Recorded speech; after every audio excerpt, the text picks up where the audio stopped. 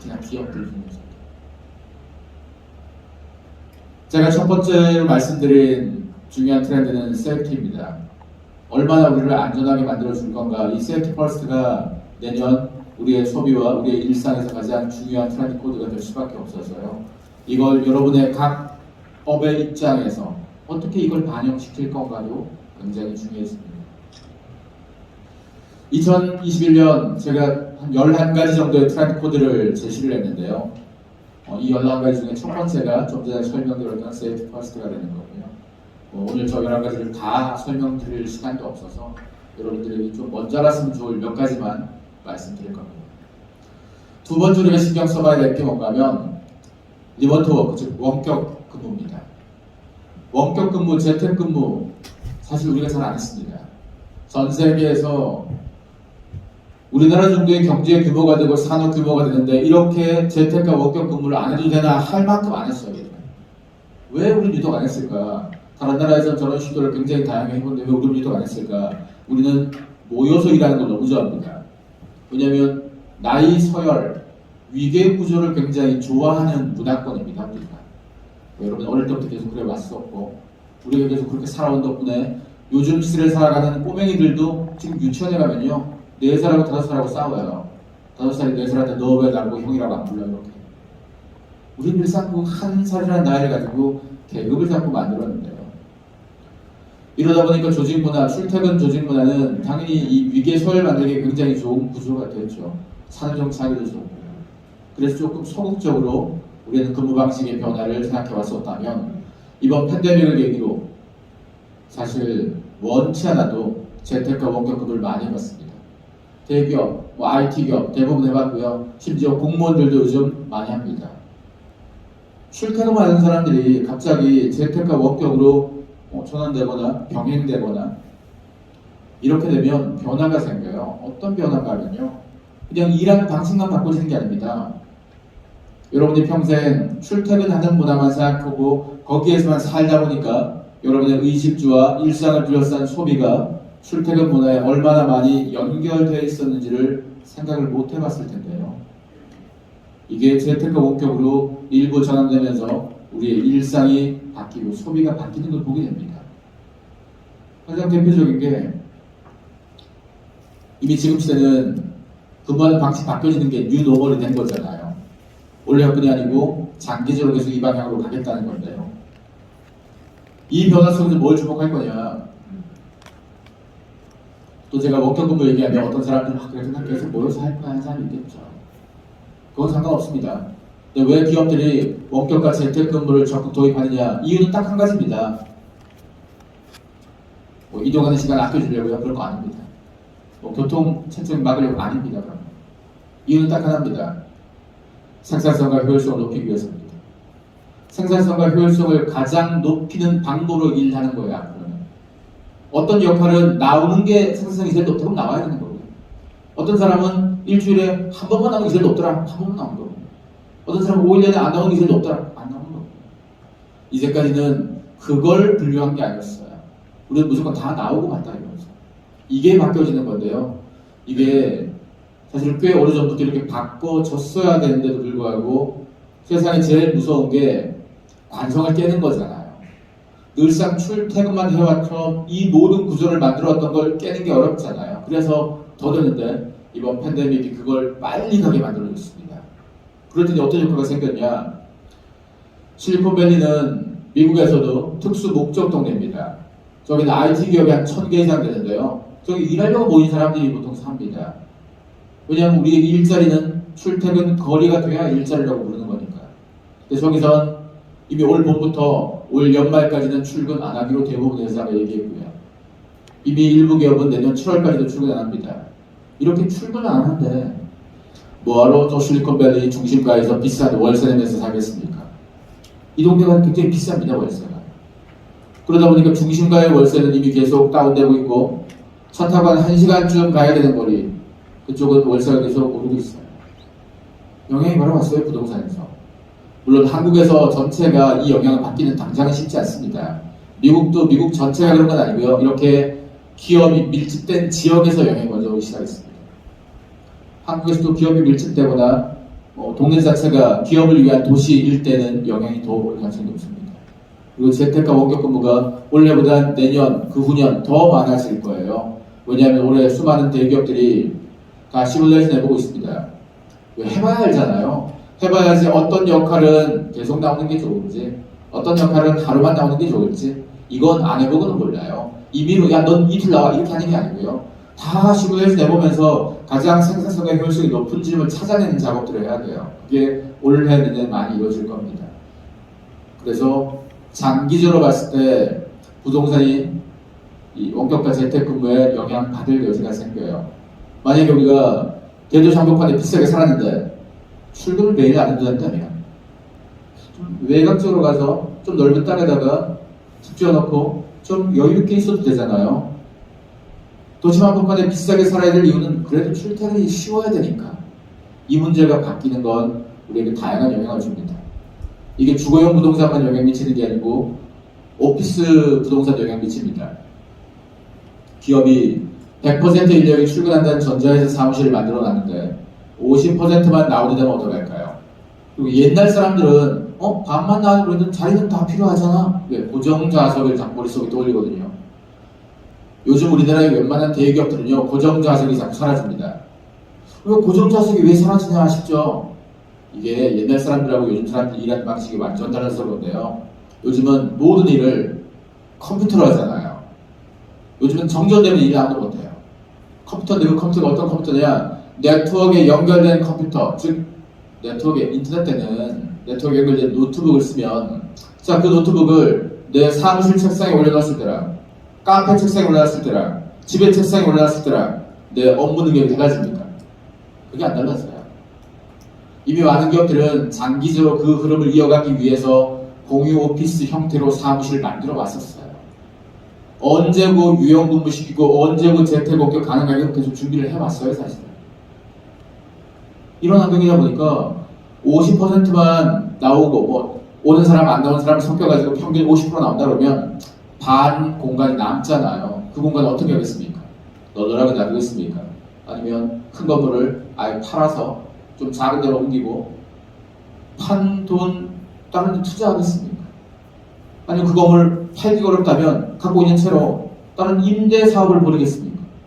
뭐라도 하겠죠. 둘 중에 어떤 선택을 하더라도 부동산 공급에 영향을 미치죠. 그리고 만약에 여러분 모두가 재택과 워킹을 한다면 자동차 구매는 어떡할까요? 출퇴근 때문에 자동차를 선택한 사람이 꽤 많습니다. 근데 자동차를 안 살까요? 가끔만 이용하는데 빌려 타도 될까요? 사실 자동차는 계속 팔릴 겁니다. 당분간은.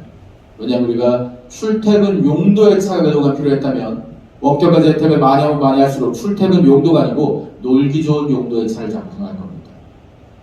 재택이나 워킹을 하면 24시간 집에서 칩거하는 게 아닙니다.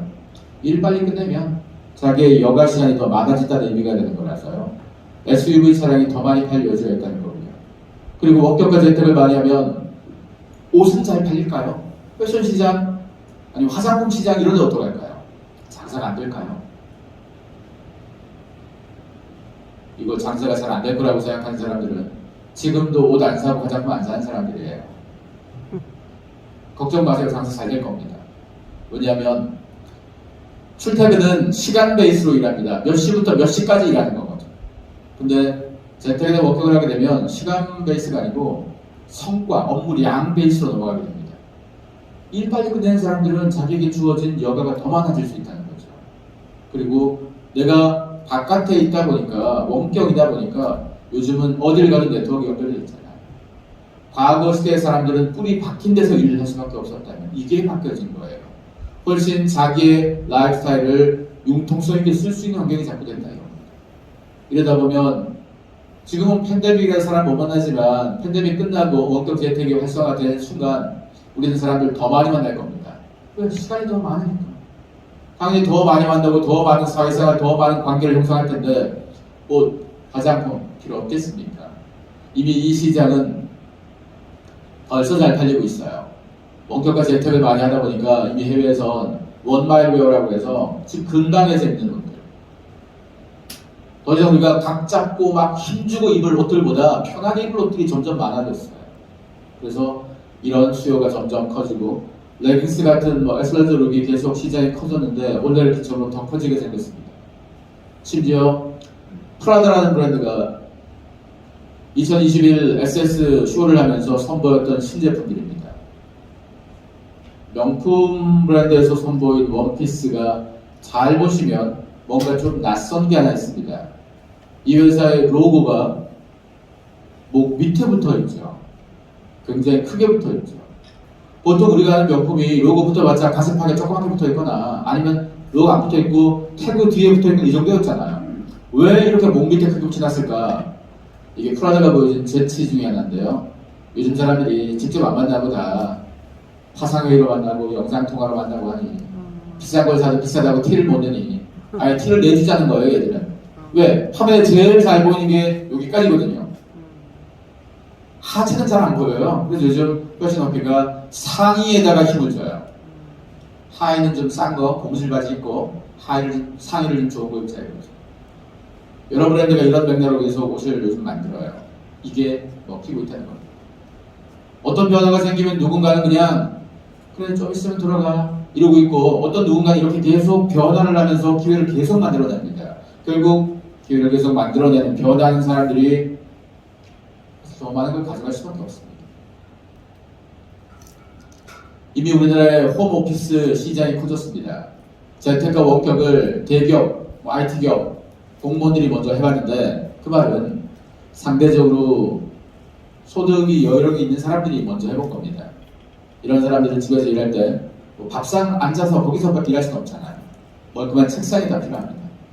올해 홈오피스 시장이 굉장히 커졌어요. 그래서 사실 재택과 원격을 모든 업종이 다 할 수는 없습니다. 생산직과 서비스업은 불가능하죠. 사무직밖에 못해요, 사실. 그리고 사무직 중에서도 점점 고부가가치에 해당되는 업종들일수록 재택과 원격이 더 원활합니다.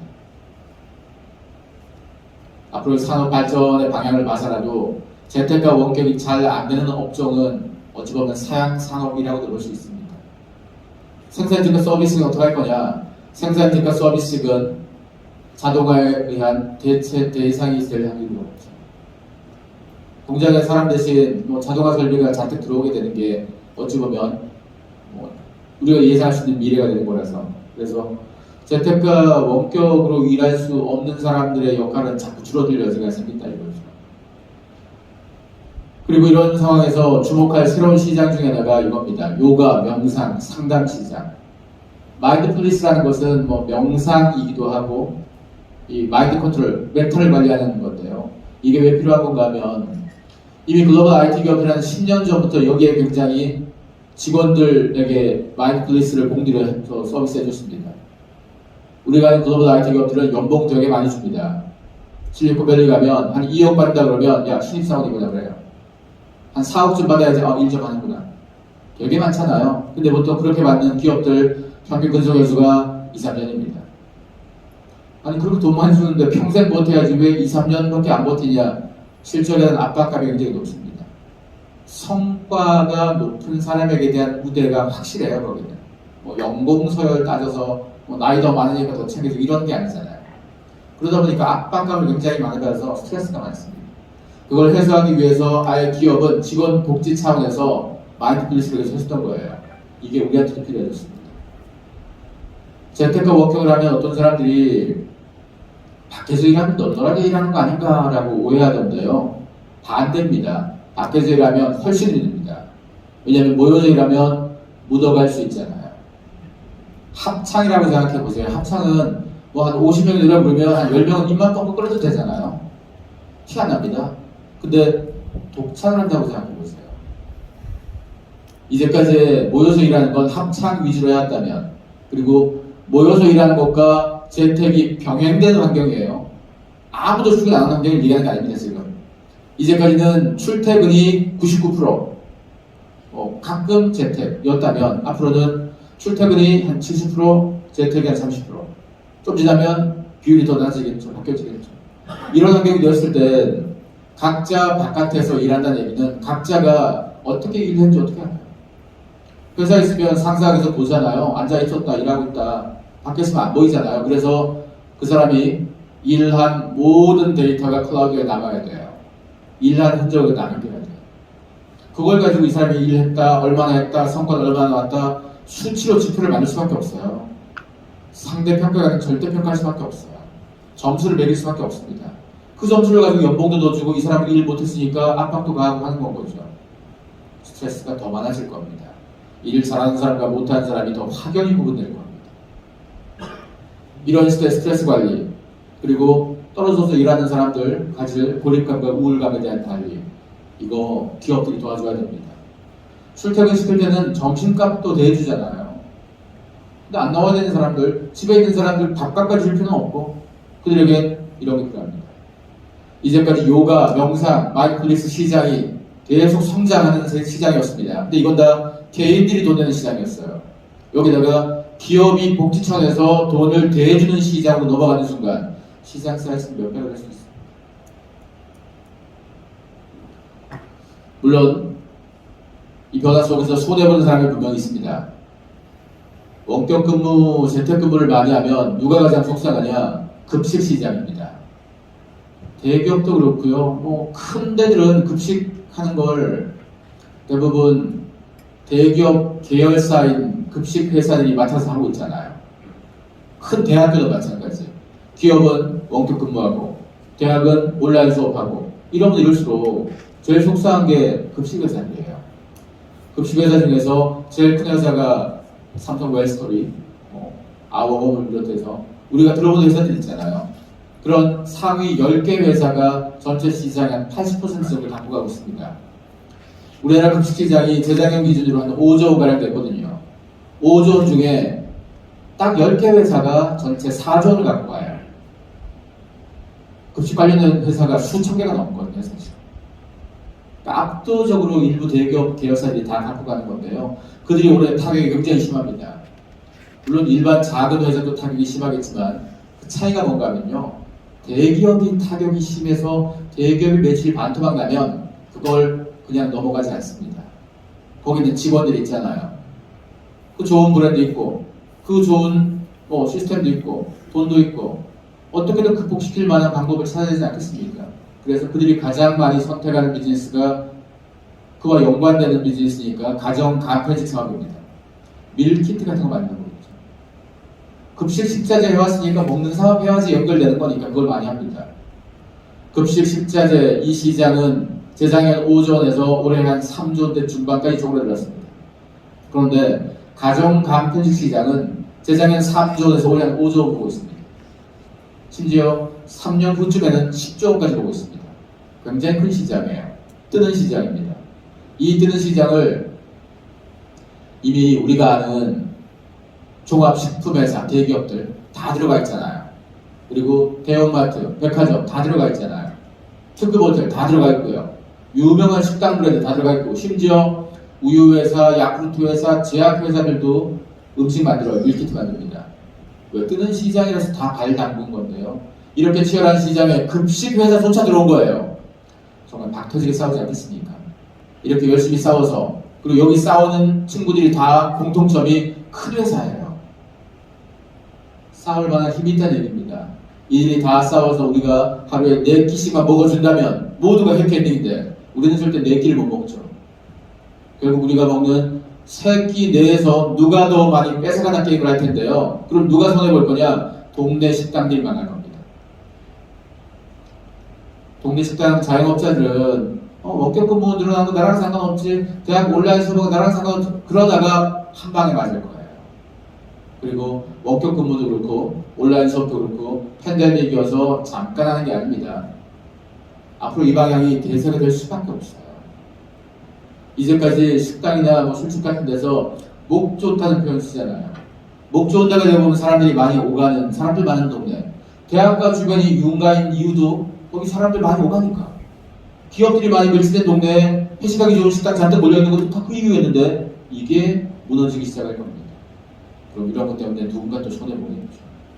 우리는 어떤 변화가 생길 때 꼭 그걸 나에게 적용하면 어떤 일이 생길까를 자꾸 고민해봐야 됩니다. 심지어 이런 변화는 우리 육아휴직 문화도 바꿀 수 있습니다. 저출산 문제와 육아휴직 문제는 굉장히 밀접한 문제가 있죠. 근데 육아휴직 잘 못 씁니다. 사람들이 못 쓰는 이유가요. 경력이 단절되는 것도 못 쓰지만 육아휴직하면 월급을 100%다 주는 거 아니잖아요. 월급이 줄어요. 경제적 문제 때문에 잘 못하세요. 근데 포스코가 이번에 원격 근무, 이 재택근무하고 육아휴직을 결합시켜 봤습니다. 집에서 아이를 케어한다. 대신 집에서 일도 해봐. 이렇게 되면 월급 보전이 되잖아요. 경력도 이어지는 거고. 이 방식이 앞으로 굉장히 중요하게 될 겁니다. 왜냐하면 이제까지 출퇴근 문화밖에 모르던 우리한테는 육아휴직이라면 무조건 단절될 수밖에 없었어요. 회사에 못 가니까. 그런데 근무 방식이 변화가 생기면 또한 마찬가지 변화가 오겠죠.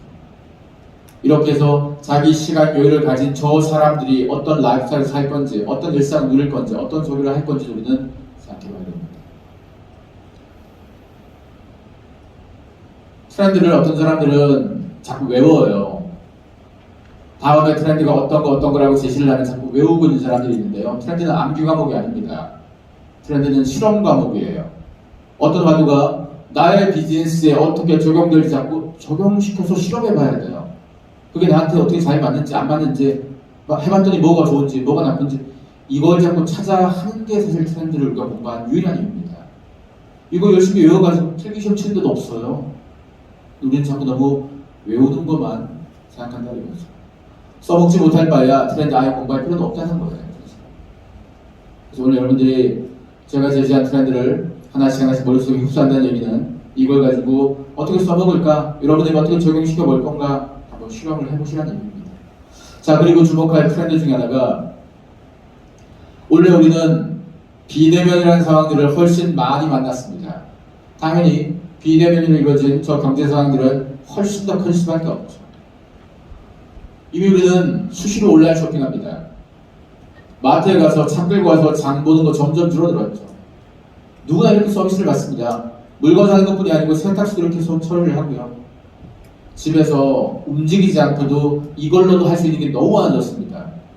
그동안 할머니, 할아버지들은 스마트폰 가지고 유튜브나 볼 줄 알고 뉴스나 볼 줄 알았지 예약도 잘 못하시고 쇼핑도 잘 못하셨었어요. 근데 원래 굉장히 많은 어르신들이 배웠습니다. 배워보니 뭘 느꼈냐? 편하거든요. 우리가 비대면을 하는 게 사람이 꼴보기 싫어서 비대면 하는 게 아니에요. 우리 편하려고 하는 겁니다. 시간 아끼려고 하는 겁니다. 원래 굉장히 많은 사람들이 온라인 쇼핑을 전년도보다 이용했습니다. 올 9월 기준으로 작년 9월에 비해서 우리가 31%가량 온라인 쇼핑이 늘었습니다. 31%라는 건요. 팬데믹이 아니었다면 저 정도로 늘려면 몇 년 더 있어야 돼요. 몇 년을 땡긴 겁니다. 이걸 액수로 따져보자면 1년간 작년에 온라인 쇼핑에 썼던 돈보다 올해 적어도 20조 원 가까이 더 쓴다는 얘기입니다. 많이 좋아 20조 원이 어마어마한 20조 원이잖아요. 누군가는 그 20조 원을 가져가는 거예요. 그걸 누군가는 구경만 하고 배만 하고 할 거고. 그리고 지금 추가된 20조 원은 전체 추가된 게 아니고요. 온라인 쇼핑에서만 추가된 거예요. 온라인 쇼핑은 전체 비대면 경제에서 요만큼밖에 안 되는 거예요. 심지어 룰루레몬이라는 회사는 그 요가복으로 유명한 회사가 있습니다. 이 회사가 팬데믹 이전까지는 전체 판매되는 매출에서 오프라인 매장이 3분의 2, 온라인으로 직접 판매하는 게 3분의 1이었습니다. 팬데믹 되고 나서 말도 안 되게 급발전이 생겨서요.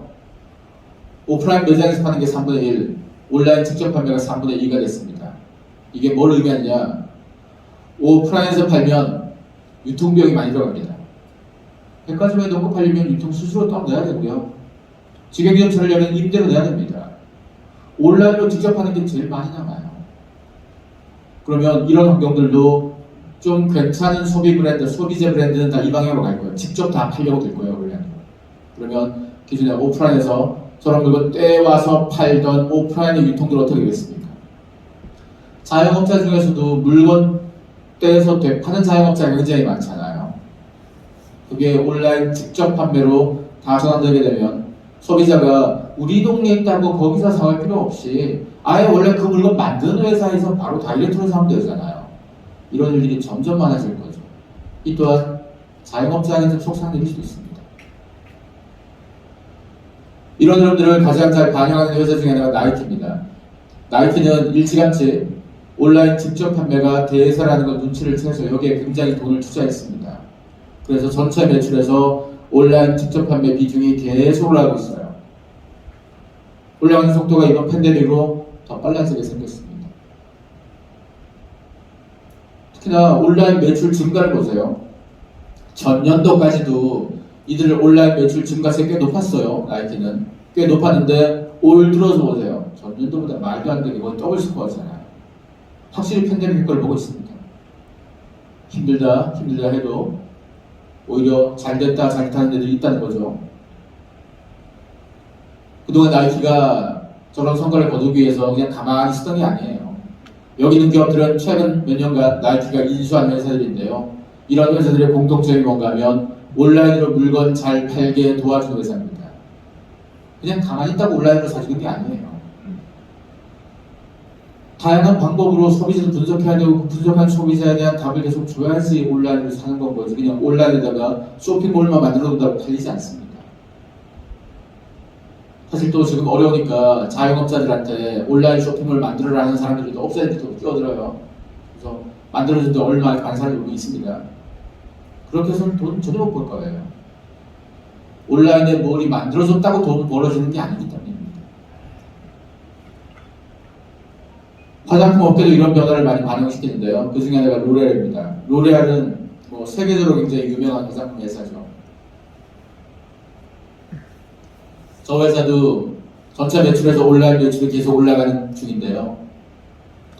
이 회사가 몇 년 전부터 투자했던 게 화장품을 팔 때 증강현실 기술을 이용하고 인공지능을 이용하는 거예요. 화장품하고 증강현실, 인공지능이 뭔 상관이냐 싶잖아요. 근데 사실 상관이 있어요.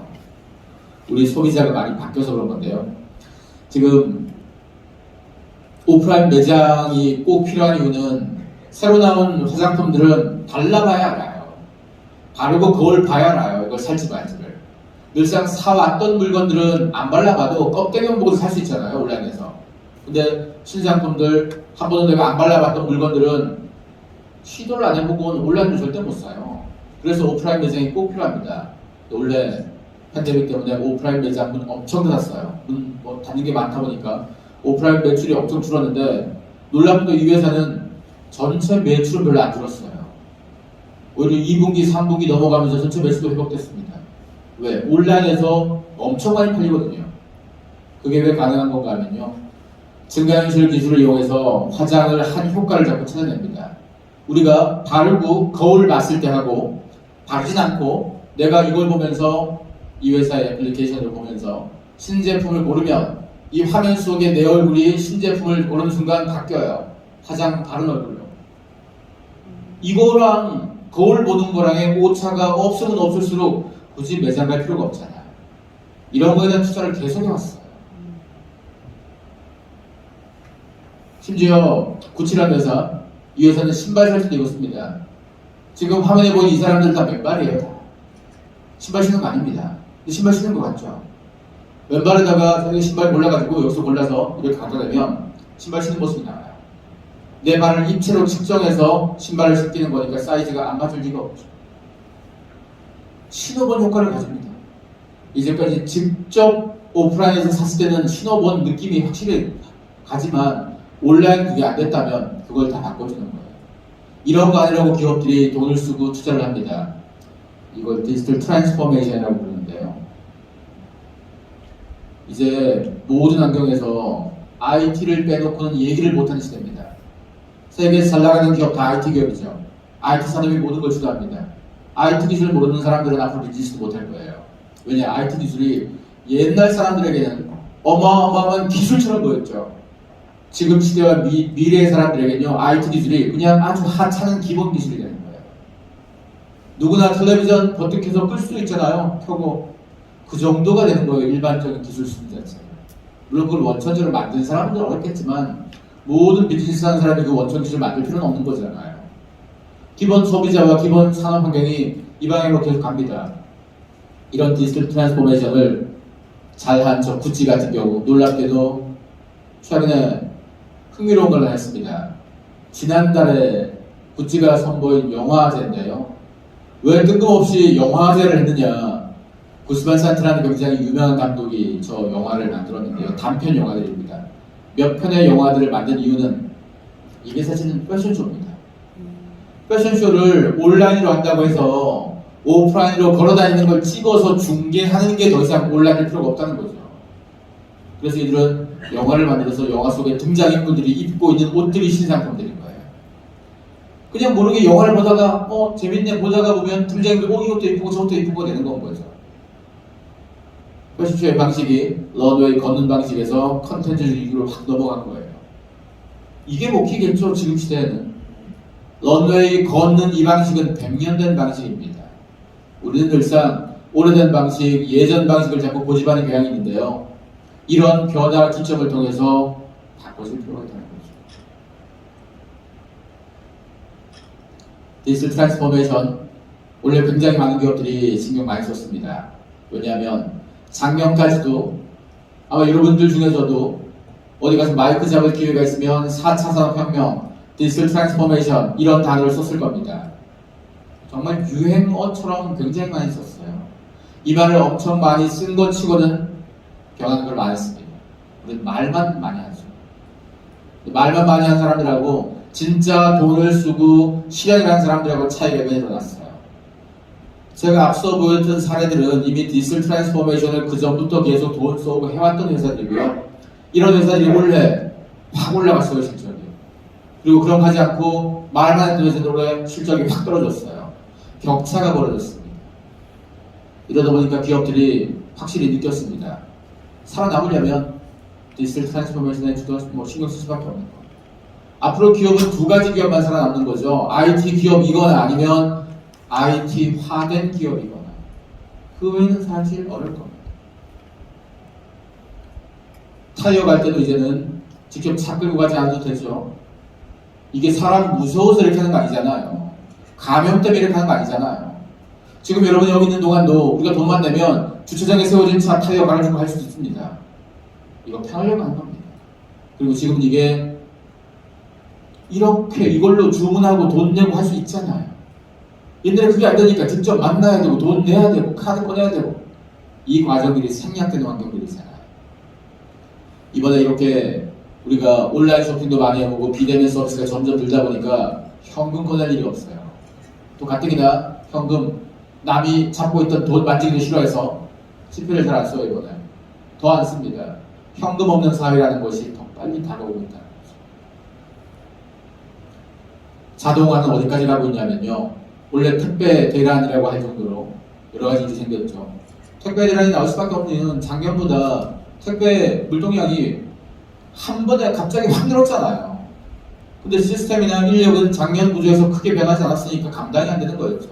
그럼 장기적으로 온라인 서비스와 비대면 서비스가 점점점 많아지다는 얘기는 택배를 그만큼 점점 더 많이 한다는 얘기예요. 배송을. 그럼 이거 어떻게 하겠습니까? 다 사람을 하겠습니까? 결국은 자동화입니다. 원래 우리나라는 지난달부터 우체국도 해봤어요. 집배원이 갈 때 옆에 배송하는 로봇 따라가서 테스트한 적이 있었습니다. 이제 우리나라도 머지않아서 이런 일이 자꾸 일상에 들어올 겁니다. 여러분 살아있는 동안 다 만날 일들입니다. 아마존이라는 회사가 자율주행 차에 굉장히 투자 많이 하는데 이것도 자율주행 배송하고 굉장히 연관됩니다. 그리고 이번에 우리가 확실히 느낀 거 별의별 일 다 생겨요. 중국에서는 이런 저거 무인 차량입니다. 치킨 먹을 때 사람 있는 데 갈 필요 없이 이런 데서 주문하면 저 차가 돌아다녀요. 지금 우리가 알고 있는 기술 수준이 여기까지 왔어요. 그리고 미국에선 농업용 로봇 시장이 커졌습니다. 일꾼을 못 써요. 왜냐하면 농사 지을 때 미국 사람들이 농사 짓는 게 아니고 멕시코나 남미 사람들이 많이 올라와서 지었는데 원래 그걸 못 하잖아요. 못 올라오니까. 그래서 선택된 방법이 로봇입니다. 로봇이 비싸잖아요. 사람 일꾼 쓰는 게 제일 싸서 쓰다가 로봇은 비쌉니다. 근데도 사람을 못 쓰니까 써야 되는 거죠. 비싼 로봇으로 넘어가는 그 진입 장벽 때문에 이게 좀 더뎠다면 올해를 기점으로 갑자기 빨라진 거예요. 여러분들 비싼 장비 사놨는데 팬데믹 끝났다고 저거 다시 창고에 처박아놓고 일꾼 쓰겠습니까? 안 쓰겠죠. 농업에서의 사람의 역할 변화가 이번에 많이 생깁니다. 공장도 마찬가지고요. 모든 현장에서 다 변화가 생깁니다. 이러다 보니 원래는 모든 상황에서 IT가 주는 영향이 더 커졌습니다. 퀀텀 점프란 말 쓸 정도로 굉장히 도약한데 이러한 시기, 이 상황들은 올해뿐이 아닙니다. 내년, 내후년 더 많아지겠죠. 그리고 또 우리가 주목할 메타버스라는 공간, 가상 공간인데요.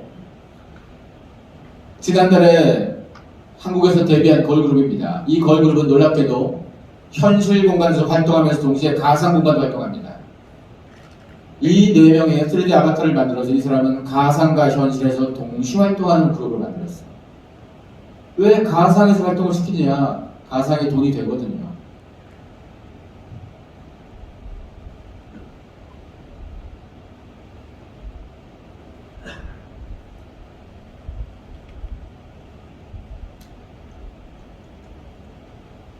이미 우리나라에서 그 BTS 같은 그룹은 콘서트를 온라인에서 해봤었거든요, 몇 번. 지난 10월에 했던 공연은 온라인으로 공연을 보려면 돈을 내요, 지금. 유료 공연인데 10월에 했던 공연이 유료 스트리밍 요금 500억쯤 나왔어요. 500억을 벌어요. 온라인으로 공연하면 되는데. 광주에서 제일 큰 공연장에서 공연을 몇 번 해야 500억이 나오겠습니까? 수십 번 하지 않겠습니까? 확실히 온라인으로 해도 충분히 돈이 되고 잘 팔리지 않는 걸 계속 검증을 해요, 우리가.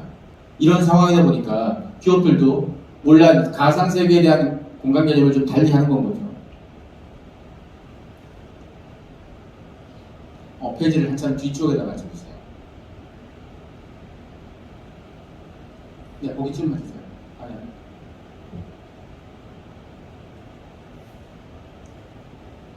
그리고 심지어 미국에선 게임 속에서 공연도 벌어졌습니다. 포트나이트라는 게임 같은 경우는 게임 사용자가 한 3억 5천만 명쯤 되거든요. 3억 5천만 명쯤 되는 게임에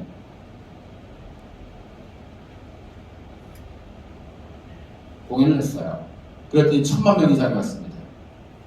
게임이 나이 든 사람들한테는 게임하면 애들 노는 거 오락실 이렇게 여기죠. 그렇게 생각하는 사람들은 미래가 없어요. 그렇게 생각하는 게임은 정말 30년 전 얘기입니다. 지금은 게임이라는 게 굉장히 큰 산업이 되기도 했고 우리 일상의 다양한 것들이 다 바뀌고 있어요. 여러분들 중에서도 뭐 맛있는 거 먹으면 사진 찍어서 인터넷에 올리는 사람들 있잖아요. 친구들에게 보여주는 사람들 있잖아요. 그게 소셜 네트워크잖아요. 소셜 네트워크라는 공간을 확장시키면 저런 가상현실 공간이 됩니다. 우리 님이 저런 공간에서 놀 준비가 다 돼 있어요. 나이가 아무리 많아도. 컨퍼런스를 할 때도 이렇게 다 모이는 게 대규모로 못 모이잖아요. 지금은 뭐 맥시멈이 100명이잖아요.